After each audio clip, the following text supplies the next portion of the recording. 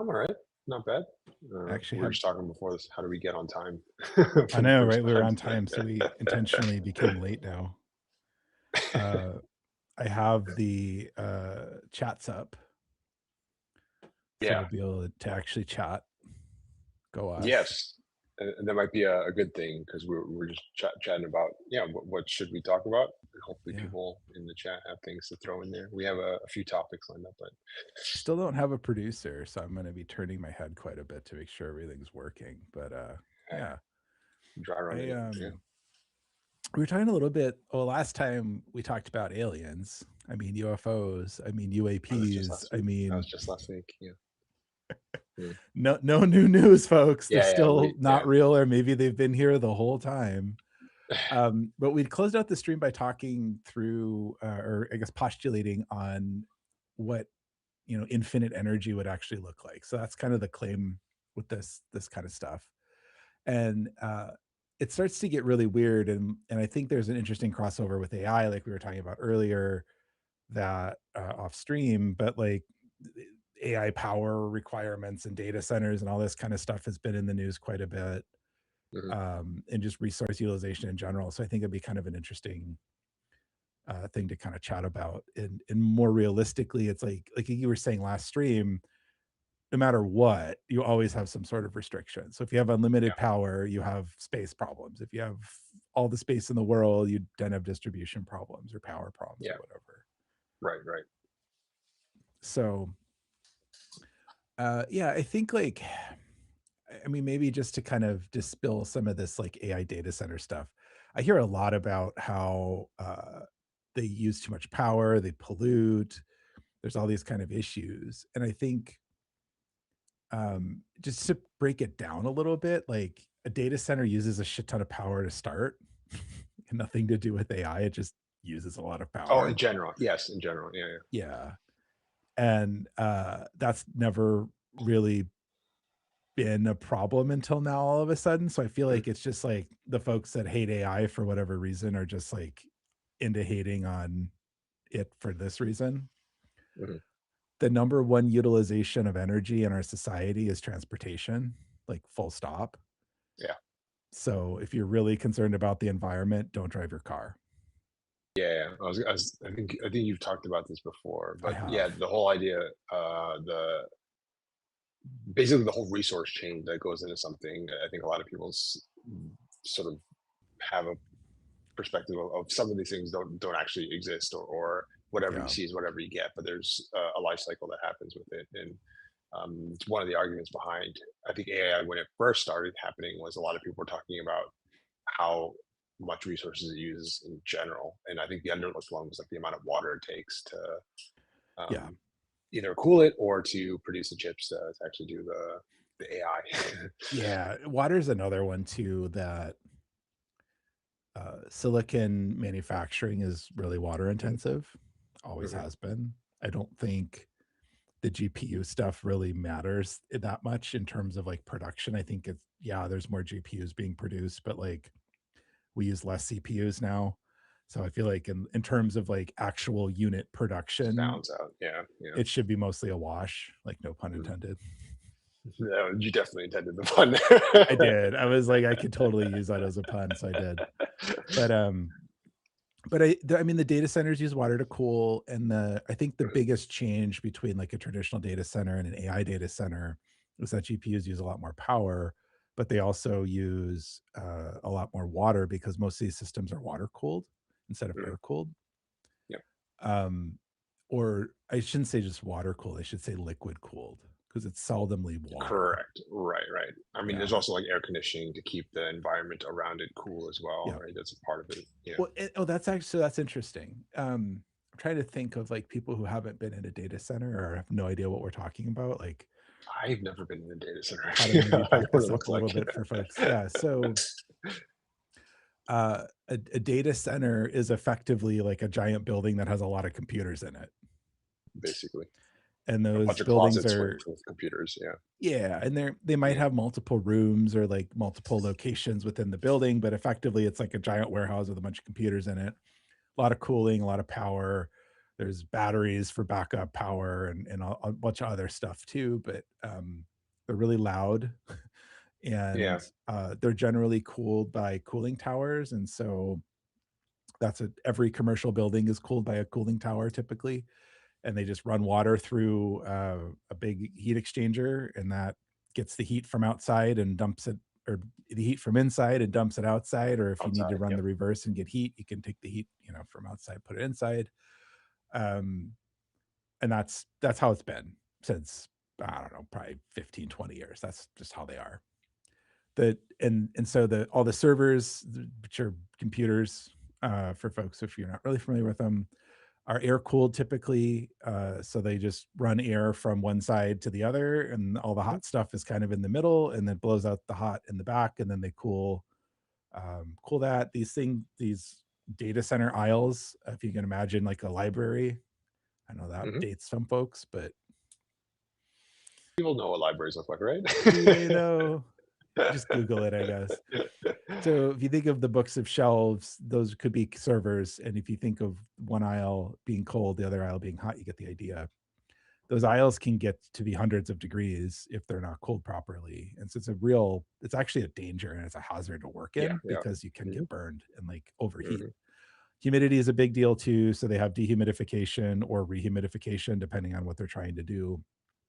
Um, and so with AI, it's I mean, there's two pieces of really AI in my mind. It's like the training of the model itself, and then it's the running of it or the the inference. inference. Yeah, yeah, yeah, And it's inference, right. both pretty similar. Power utilization, energy when you're training is a little bit different, but the idea is kind of the same, I guess, that you don't have central processing units, CPUs, which are in servers and are good at doing anything. You have GPUs or tensors, Mhm. which are effectively really good at doing, well, Math, matrix math, but math, just lots math. of yeah, lots of simultaneous calculations in very specific types of calculations, versus CPU can run your web browser, your email, play music, etc. And so the move for a lot of this is power, like the power densities. If you can think about the library, I guess, like the shelves tend to like row together, and so there's multiple physical Mhm. shelves kind of in a row. Uh, in a data center, those are called a rack. And in a rack, I think the power density for like modern AI compute can be like 300 or 400 times what a standard non Oh, okay, I didn't know. AI GPU rack can Okay. be. Yeah, You're yeah. talking like Cool. racks can get into like gigawatts Gigawatts. Yeah, yeah. Wow. Uh-huh. in theory. And one of the challenges with data centers is they don't actually have enough power in the building to power a data Mhm. center full of compute, let alone some of the racks. Like you literally have cables, uh, multiple inches across delivering power, and Yeah. that's hard to deal with in general too. So this is not like a really. I think people shit on it a lot, and they think they make it sound like, oh, they're just like dumping a bunch of Just build a water buil in the yeah, data yeah, just center build and a using building. Right, right. electrons. Yeah, It's yeah. easy or something. No, it's incredibly challenging problem. And so the power density is much larger. There's a lot more heat. Anytime you have energy, you have heat. And so a lot of these systems are water cooled or liquid cooled. Mhm. There's exotic gas systems and all this kind of stuff. But like, I think that's where a lot of this water hysteria comes from. And so instead of just cooling the building, now you're cooling individual systems with water or liquid. Mhm. And I guess in theory, there's more usage because evaporative cooling in the cooling towers does lose water because it's evaporative, but Yeah, yeah. every corporate building does this in the world too. So again, if you're mad at data Very centers, you should be conditioners. mad at corporate office buildings too. Um, but I think that the challenge is that because there's more heat, there's theoretically more use. Mhm. But one myth I kind of want to dispel is like they don't just like open like the water spigot and just run fresh water through Water all through. and Yeah. jettison dirty All the water chip. Yeah, out or yeah, yeah, whatever yeah, yeah. people are Right, right. imagining. They're relatively closed loops. They're not 100% closed, but they're relatively closed. Um, Whereas, ironically enough, a nuclear power plant does just what I explained. It takes in It did. beautifully Yeah, yeah. cold, fresh, clean water and then jettisons out really hot cycles it. Yeah. water, and it's really bad for marine life. Um, and so that's generally how it works. And so I think people need to understand that there's incentives for the operators of the data centers and the people who use the systems in the data centers to use as little electricity as possible and to use as Yeah. little water as possible. Yeah. And I think I don't know if we've talked about it in detail, but like Google rolled out an AI algorithm to control heating and cooling in their data centers. And I think they moved stuff up by like a quarter of a degree. So a Oh, I quarter didn't of a know that. degree Cool. warmer, they turned down the air basically and saved, it was like hundreds of millions of dollars over whatever their budget cycle was. Yeah. And I Yeah. don't remember how many gigawatts of power because they weren't having to cool it. And they found that systems were generally fine. Some systems would blow up faster, but it wasn't any different than before they tested it. And so they Yeah. were Yeah. able to save a bunch of energy. Yeah. That's cool. It's cool on a Yeah. scale level. I think that's also one thing that gets overlooked a lot is when you do something on an atomic level and you scale it out to the X many places that you have that in place, it adds up, right? And Oh, that 100%. effect, I think, is overlooked too much. And the same thing, same's true for water, right? Mhm. I think they use a little bit more water initially, and then over the of course, evaporative cooling is a thing. And so they use a little bit more, but the numbers I've seen coming out just don't make sense. Like they defy reason. The And I numbers you see think for the water usage. for consumption, like the purported Okay. consumption, right? Okay. Yeah. Yeah. Yeah. And I mean, you look at like an almond or Mhm. a pistachio, right? Like Yeah. Not. it Mhm. takes like 9 gallons of water to make a pistachio, and I don't see people protesting pistachio farms. Because You you can know, eat them and they're tasty. yeah, I mean, I don't, yeah, sure. But so I mean, for me, I think it's having a realistic conversation around a technology that is way overhyped. We've talked about that a lot, right? It is a very Mhm. overhyped thing, but it also has a lot of potential. It has a lot of use. You can Yeah. argue with the benefit, is there or not. But I think to just be a Luddite and just say we're not ever going to touch any new thing because it uses more power is crazy. Anyone Right. who's, lived for 10 years remembers laptops, used to get like 20 minutes of battery life if you were lucky. Then it was like a few Mhm. hours and you're like, wow, this is amazing. And now like my MacBook Pro will run 2, 3 days on a charge sometimes if I'm not doing like Oh I'm wow. just browsing Yeah. the web and stuff. Yeah. Like, and so power efficient. So if we would have just said no laptops because they use too much power and then just cut it off, right? We would never have smartphones. We would never have anything else. So like we do have to be, I think, to look at a perspective of it's a new technology. We need to kind of figure out how to make it better and make it more efficient. And I think that needs to be the goal. Yeah. I do think that is the goal with most companies and most people doing this. Like, yes, I think there's a little bit too much emphasis on we need more compute, so I'll compute at all costs. I don't Mhm. think that's where we need to be. But I also am getting increasingly like fake frustrated with just the like lack of thinking about this kind of stuff. Um, the one interesting issue with data centers, and it happens up the road from me here, is there tends to be atmospheric changes above them in certain conditions. And so Oh, there's data interesting. center Wow. clouds, like physical clouds that will like manifest over data centers. Okay. Huh. And it's partly due to the evaporative cooling. There's Yeah, and like also, it's emitting some heat and it's missing with the cold yeah, fronts that there's some causes questions yeah. about how much heat they're dumping into the atmosphere and if there's like an actual ecological Right. Wow. um, change. And I'm sure there is, right? Anytime humans build anything, there's an ecological change. It's just a question of like what extent is it, and can we design stuff better to not have that problem Yeah. versus the shut it down, it's terrible. And I mean, so that for folks who don't know, the Dallas, Oregon has a bunch of data centers. It's a whole thing. But there was a study that was released. Well, I don't know when it was released, but I read about it a couple weeks ago. And so if you Google DALLAS data center environmental stuff, you'll probably find it. Dallas, Interesting. Oregon. Yeah, Dallas, Oregon. Okay. Okay. Okay. Okay. Okay. Looks like Dallas, but it's called Dallas.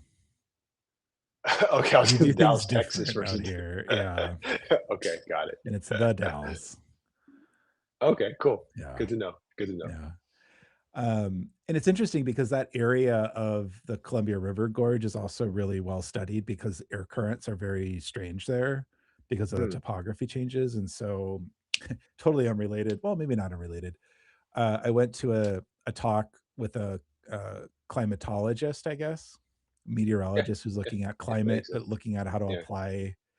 And he was working with an energy company to put in wind in the gorge, Hmm, and because the wind currents are so strange, they had to build weird models to try to figure out like where to deploy them and how to best deploy them, but then also not block the flowage of wind kind of downrange because that would impact other farms. So the actual, yeah, the effect of putting a wind turbine up impacts wind currents. If you put enough of them up, you can actually impact the next wind farm down the road. interesting. Yeah, yeah, yeah, right, Yeah. right.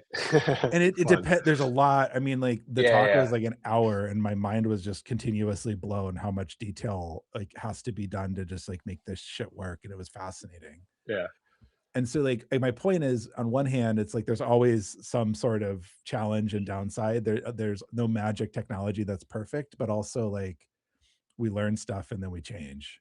And yeah. that's supposed to be what progressivism is about, right? Is like learning shit and changing. And I hear a lot of people who claim to be progressives really Mm, shitting on things that are not progressive ideas. And that, you don't have to be in my mind at least, you don't have to be like 100% yeah, into an strict boxed. Yeah, ideology. right, right. Yeah. But I have a hard time with people trying to claim being progressive and then not doing progressive things or asking progressive questions, or more importantly pushing for progressive policies. And so Sure. if these things are dumping a lot of heat into the atmosphere, that's probably bad. I don't know, maybe it's good. Maybe there's a whole new ecosystem that erupt. Well, this has been studied around nuclear plants, right? Because the water coming in is cold, the water coming out is much warmer, usually 5 or 10 degrees warmer. So one, climate change is really bad for nuclear because the water gets so warm that you can't effectively You cool can't the even plant actually cool anymore, down. and it Right. becomes and they have to dial back power or stop operations. But two, it changes the ecology around the plants, and sometimes that's not bad. Like, you get a Hmm. different biome that can support different kinds of life or help life that's endangered thrive. Like, this isn't just some zero sum thing, and what is detrimental in one way might be beneficial in another. And so we can't um Have your cake you needed to, kind of thing. yeah, we have to look at it on net balance. Like, anything humans do is going to be detrimental to the natural environment because we're changing it. Yeah, yeah, because we exist, right? Just by existing, yeah, and doing stuff. Yeah. So I think that needs to be studied. The power thing's weird because I think, yes, they do use a lot more power. I think that's all the more reason to be investing in other kinds of energy sources. Like, they should be Agreed. required in my mind to put solar on the roof, and like, if it makes sense, like, sometimes they go to Iceland or whatever because it's cold, and I don't know if it makes sense to put solar on in Iceland just because of the angles of the I think sun and Alaska actually gets a lot of sun. I think, yeah, despite being yeah cold all yeah, the time. But yeah, yeah. So if it makes sense, I think it makes sense to do that. And I think it also makes sense for them to guarantee some sort of a positive benefit to the grid. So instead hopefully of that's the ideal. extracting Yeah, energy out, right, they should right. have to supply their own energy and then put surplus back into the grid so that the local Yeah, community can benefit from um, energy growth. The right. weird part of that is if you put too much energy into the grid and there's not enough use for it, it Doesn't. Yeah. explodes. Yep. Everything goes down. Literally explodes. Yeah. Yeah. Basically, feeding something into a pipe that doesn't have enough. Yeah. Yeah, To take it all capacity, in. and it just goes boop. Right. Right. Yeah. I mean, I think that's the ideal, and there are some discussions around these conversations with companies trying to build data centers and not trying to put strain on the grid. Yeah, Um, I think it needs to happen more often, but that's sort of my silver lining in this is yeah, given the desire for this compute and energy, people who are trying to build these data centers are actually thinking about, okay, actually, how do you make it a win-win? In order to make it a win-win, you challenge what people are saying about what the I data don't center will know if do. they're thinking about it, to be Yeah. honest. Okay, though I'm Right? giving people benefit of the doubt here, and I'm hoping that Yeah. that's kind of the idea. But and in any negotiation, I think the ideal outcome is both parties win something, right? So Yeah. if you're not getting the approval to build your thing, you're like, okay, what do I do to satisfy whatever question they have or whatever doubt they have? And if that doubt just happens to be, oh, you'll be taking up more energy, then naturally your solution is, okay, let me provide energy, and then maybe that Yeah. sort of solves the thing, right? But yeah, I do think that's the right way to do it, and that's what I'm hoping to see come out of this, is with the value of compute, that people will actually want to generate the energy and give back to the people where these data centers are going, because they do take space and you got to put that somewhere. um, and that's hopefully what we'll see happen more often. But Yeah. I mean, the thing with I think I wanted to say something with this. We're talking about resources, and the interesting thing about data centers, whether they're AI or not, you can kind of look at it as like an optimization problem. So like there's a Yeah. metric where it's like how much compute per square foot do you actually get. So it's like how much power can you, Yes. how closely can you pack your machines such that they don't all light each other on fire, that you have enough cooling to be able to keep them all at operating temperatures. Right? It's because it takes so much space to build this stuff out. And so it's very similar with AI data centers, is what's the most compute you can get for the amount of square footage. Right. So I think people have, humans in general have this tendency to like try and min max things, where it's like once you have one particular metric, Yeah. let's do whatever we can to pump it all up, because uh, maybe because it brings you in money, right? So with a high quote unquote demand for AI Right. services, you want to put everything you can into providing compute, because that's the most expensive thing, or tokens, let's just say, Yeah. Yeah. because that's the most expensive thing. Yeah. But I think humans need to sort of flatten that out a little bit, right? It's Yeah. very much like if you're investing in something, you don't want to put all your eggs in one basket. You want to build a portfolio. Well, Um, and the data center thing, like back to my comment, I don't know that they are thinking about that, but a progressive regulatory environment would say for every, X amount of energy you're going to consume, you sure, need to bring back, a tenth of a percent or whatever the formula needs to be to make sense. Because again, you don't want to bring so much energy that now you'd have surplus energy. That's actually right, really bad. yeah, yeah, But especially a lot of these smaller communities that have been fighting it in the US here, it's always on a resource grounds, which is I find fascinating because they don't seem to fight like manufacturing. And like yeah. I manufacturing is mean, like the number one use of fresh water and it becomes unfresh and unusable.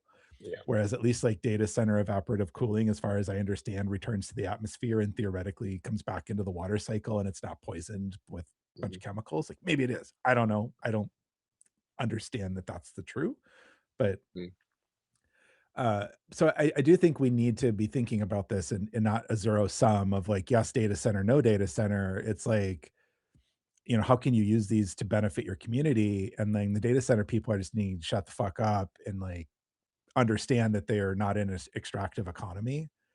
mhm. Um, I mean, good luck with I know, right? Uh, that. I know, but that's regulation, and that's where I would like to see people's energy Yeah. going towards, not just yes or no to, okay, this could be beneficial for our community. They bring in jobs for construction. I always think construction jobs are bullshit, not because of people who do construction being bullshit, but they're temporary. Mhm, So yeah, you're employing people. Awesome until it's done. And then what? mhm, So mhm. it's helpful, but they always, we're 30,000 jobs are being created. Yeah. And then they all go away in 3 years. Right, right. Great. But also then we have a problem. Yeah. So again, it's like proportional growth.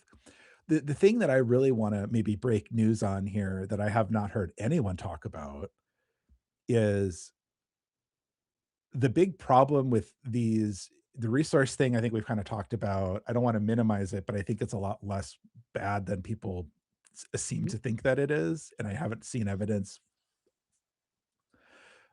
to change my opinion. If you have evidence, put it in the comment, email mhm, us. I'll read it. We'll talk about it, but I don't believe it until I see it. And don't give me some fringe bullshit thing. Like I want some sort of an empirical study that is also verifiable because both sides put out studies that it's the mhm. worst thing in the Yeah. world or it's the best thing in the world. And I don't know. Yeah, we talked But I about need this to see before too. evidence. Yeah, And slicing signs. yeah, and I think the number one thing in my mind that needs to really change is, drum roll, how we tax this stuff.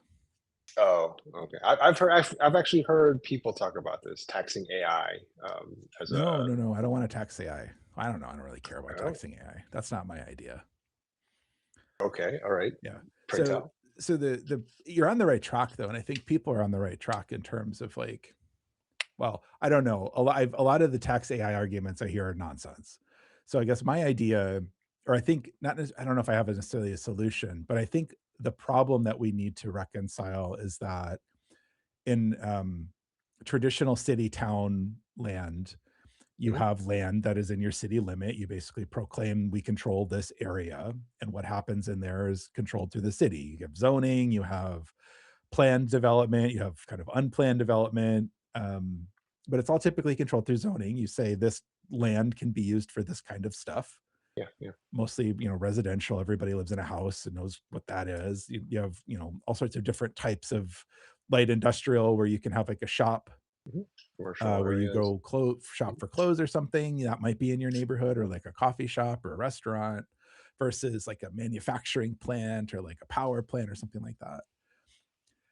The problem I think with a lot of the data center stuff is that they don't the cities haven't figured out how to zone correctly. So they'll try to go into areas where they have like industrial zoning, and it's technically an industrial thing, but when cities zone industrial, they tend to be wanting to attract businesses that will create value. Mm. And value tends to be created by people doing work. Yeah, yeah. Right. And so data centers will employ 30,000 people. Well, then they all go away and build the next one. You have like maybe 5, 10 people who actually work in the actual data center itself. Very few people actually work in these things once they're up and running. So your net employment is quite low. Your utilization of land or investment is quite high. And then you tax the property, right? So you tax the building Oh, in okay. most That's okay. jurisdictions. Oh. And so normally that's fine, right? Because you have your warehouse, and let's just say you are taking agricultural product and packaging it up and making frozen peas, right? So you're taxing the peas that come in when the farmer dumps them off.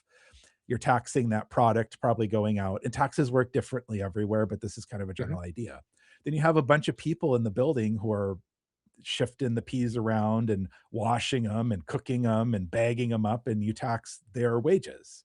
Mhm. And then they turn around and go eat lunch at the cafe. They get groceries in the grocery store. They go to the doctor. They buy new clothes for their kids. Like there's a whole economy that happens with data centers. That economy is relatively absent, and any economic value gets Yeah, yeah. extracted out into Silicon Valley for the most part. And so I think we need to be looking at not necessarily how do we tax AI or like agents or value, but in an information economy, which is what we're in a high tech quote unquote economy, the inputs and outputs taxation is not really working anymore.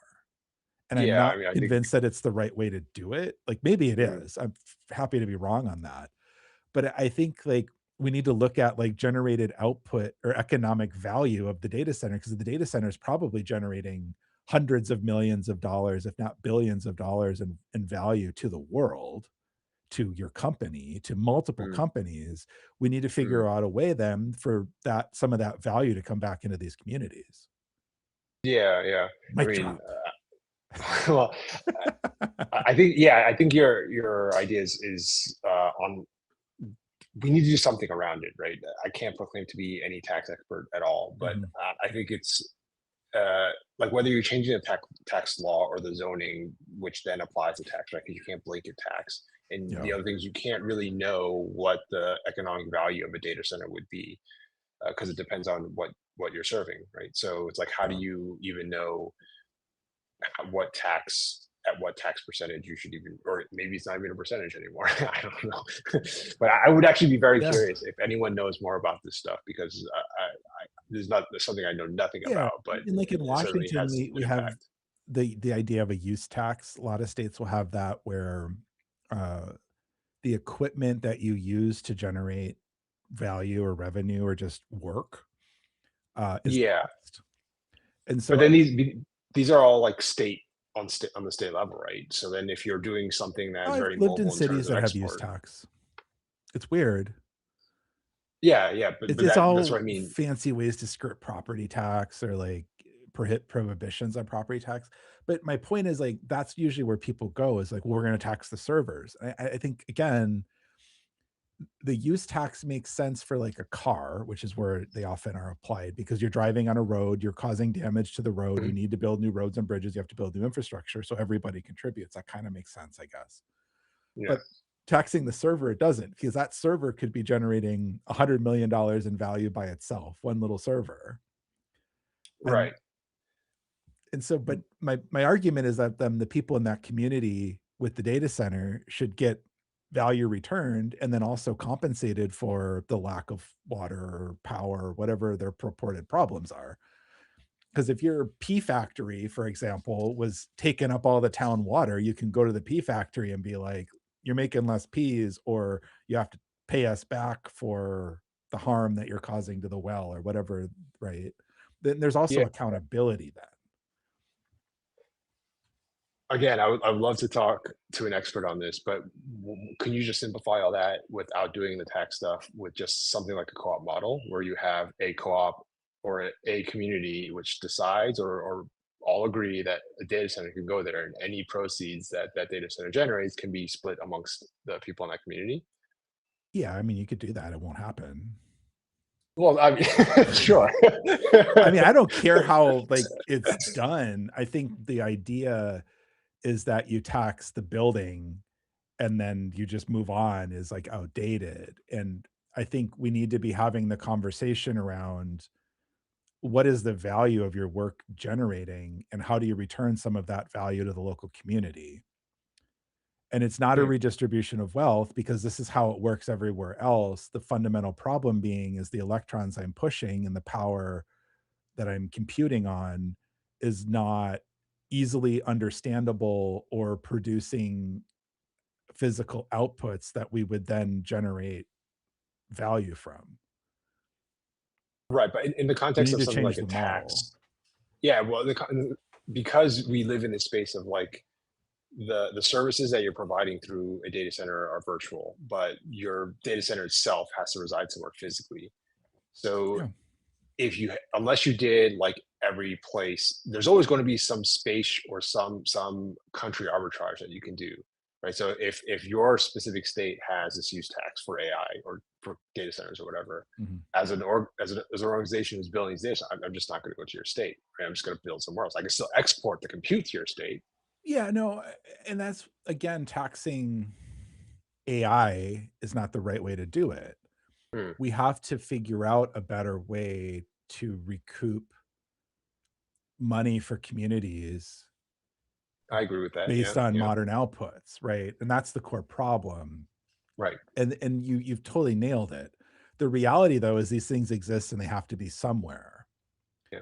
And you're not gonna just go build it in Idaho or Montana or something because you have to have a lot of other infrastructure required, and a lot of that infrastructure also supplies other Ex- things, Exactly. Exactly. right? Right. And Yeah. so and I think this kinda hits on a larger societal problem of the information economy is there's a group of people, like we're in there, you and I, Yeah. Yeah. Yeah. Yeah. that we Yeah. We work are. in the information economy, and it's just different. Yeah.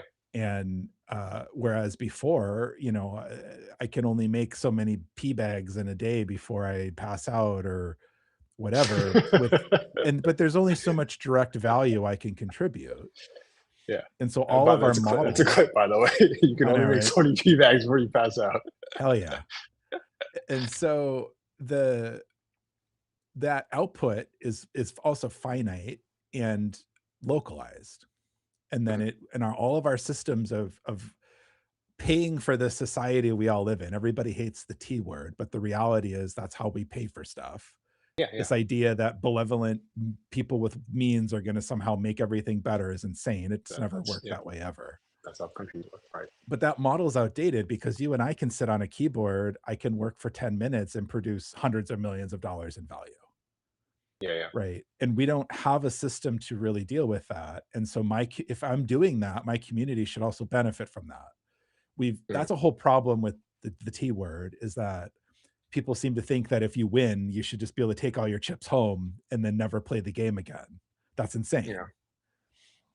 And so we have to figure this problem out, and I think it's only getting worse, and there's a lot of talk about income redistribution and wealth. That's a whole thing.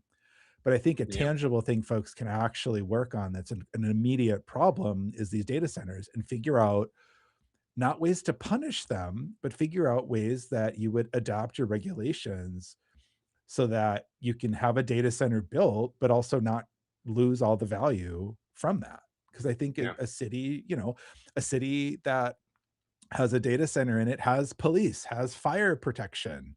Like all of these services that would go to the P factory are the same services that a data center also needs. Because if the data center ever does catch on fire, they need someone to come put it out, but they need to contribute back to that.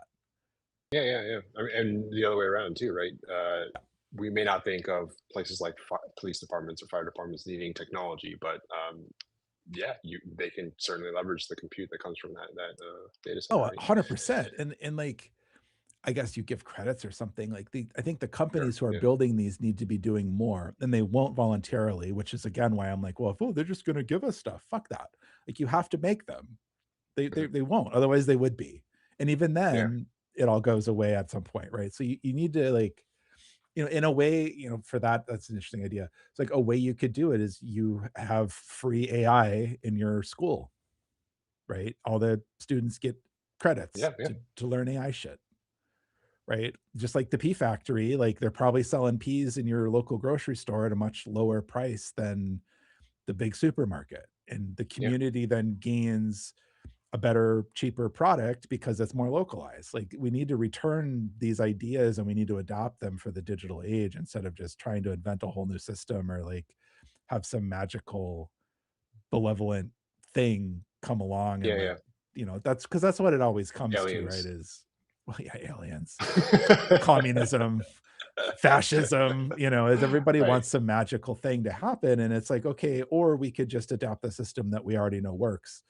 But it's so hard to understand this stuff. And like, I'm trying to play my part in this to give ideas and give hopefully inspiration for folks. Because like I watch this shit, we've talked about this too. I watch people in Congress, they don't have any clue how the economy actually works. They're all 80 something years old and they can barely run a phone. And I'm like, I literally contribute, massive amounts of value by not leaving my office. Mm. And that value is perpetual. Right. That's a whole nother. And these are concepts that most humans are really, well, all humans are really hard at getting, but it's really, really hard to grok like what this even means. Yeah. Should we leave it there? Can't. Yeah. Aliens. Can't doubt it. Can't doubt it. Yeah. Cool. Happy Friday.